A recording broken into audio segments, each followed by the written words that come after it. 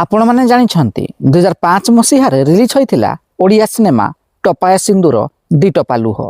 ଏହି ସିନେମାରେ ପ୍ରଥମ ଥର ପାଇଁ ଅନୁଭବ ମହାନ୍ତି ଏବଂ ଅନୁ ଚୌଧୁରୀଙ୍କ ଯୋଡ଼ିକୁ ଦେଖିବାକୁ ମିଳିଥିଲା। ଏହାର 2 ବର୍ଷ ପରେ ଅର୍ଥାତ୍ 2007 ମସିହାରେ ଅନୁଭବ ମହାନ୍ତି ଏବଂ ଅନୁ ଚୌଧୁରୀଙ୍କ ଆଉ ଏକ ସିନେମା ରିଲିଜ୍ ହୋଇଥିଲା, ଯାହାର ନାଁ ରହିଥିଲା କାଳିଶଙ୍କର। ତେବେ ଏହି ସିନେମାରେ ଅନୁ ଚୌଧୁରୀଙ୍କ ବିପକ୍ଷରେ ଅନୁଭବ ମହାନ୍ତି ଅଭିନୟ କରିନଥିଲେ। ଏହି ସିନେମାରେ ଅନୁ ଚୌଧୁରୀଙ୍କ ବିପକ୍ଷରେ ଅଭିନୟ କରିଥିଲେ ସିଦ୍ଧାନ୍ତ ମହାପାତ୍ର। ତେବେ ଏହାର ଦୀର୍ଘ 18 ବର୍ଷ ପରେ ପୁଣି ଥରେ ଅନୁଭବ ମହାନ୍ତି ଏବଂ ଅନୁ ଚୌଧୁରୀଙ୍କ ଯୋଡ଼ିକୁ ଦେଖିବାକୁ ମିଳିବ। ତେବେ ଚାଲନ୍ତୁ ଆଜି କଥା ହେବା ଅନୁଭବ ମହାନ୍ତି ଏବଂ ଅନୁ ଚୌଧୁରୀଙ୍କ ଆଗକୁ ଆସୁଥିବା ନୂଆ ସିନେମା ବିଷୟରେ। ହ୍ୟାଲୋ ହାଏ ନମସ୍କାର।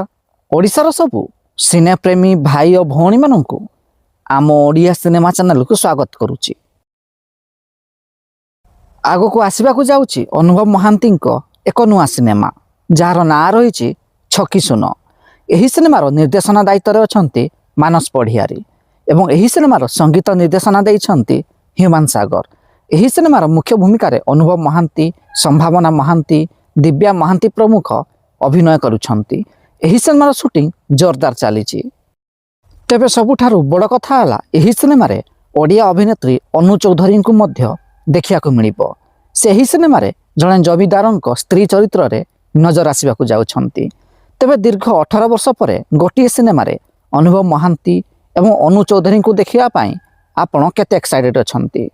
କମେଣ୍ଟ ବକ୍ସରେ ନିଶ୍ଚିନ୍ତ ଜଣାନ୍ତୁ ଏବଂ ଭିଡ଼ିଓଟି ପସନ୍ଦ ଆସିଥିଲେ ଲାଇକ୍, ସେୟାର ଏବଂ ଚ୍ୟାନେଲଟିକୁ ସବସ୍କ୍ରାଇବ୍ କରିବାକୁ ଜମାରୁ ଭୁଲିବେନି।